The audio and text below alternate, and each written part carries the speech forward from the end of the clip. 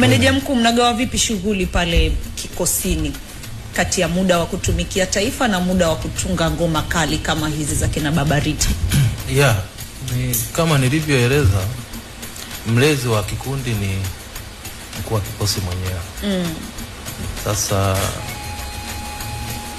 anavyotupa majukumu, tutakuwa manager, tutakuwa na manager msaidizi, lakini na chini ya manager msaidizi kuna watu wengine vile vile. Kwa hiyo inakuwa ni rahisi ukipata jukumu moja, kwa mfano ametunga wimbo.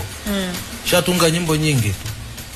Shatunga yo Babarita, shatunga mapenzi yake katunga mwenyewe.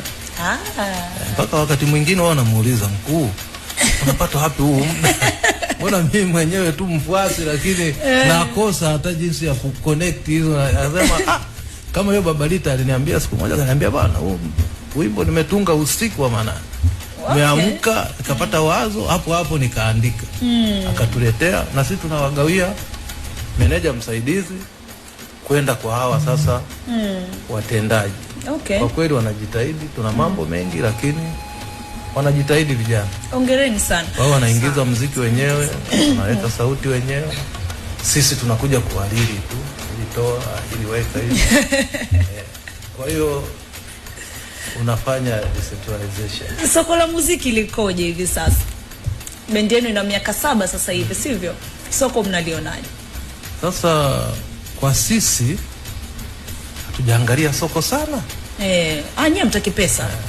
Tunazitaka, lakini sasa kwa jukumu tulilonalo la malezi ya vijana, tunaangalia sana malengo ya bendi.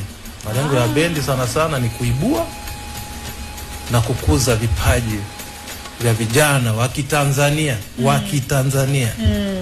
ili hata wanavyokuja pale iwe mujibu wa sheria, kujitolea, wakitoka waweze kutumikia bendi zingine. Yaani hiyo sasa sisi ndo fahari yetu. Tukisikia kijana tulikuwa naye yuko Msondo, au yuko Mlimani Park, yuko nani kwa hiyo ndo fahari yetu. Vipi kama kijana sio mujibu wa sheria, amekuja kwa kujitolea, halafu akapenda, akatamani kuingia kwenye muziki moja kwa moja kama mwanamuziki wa kujitegemea, mnamruhusu?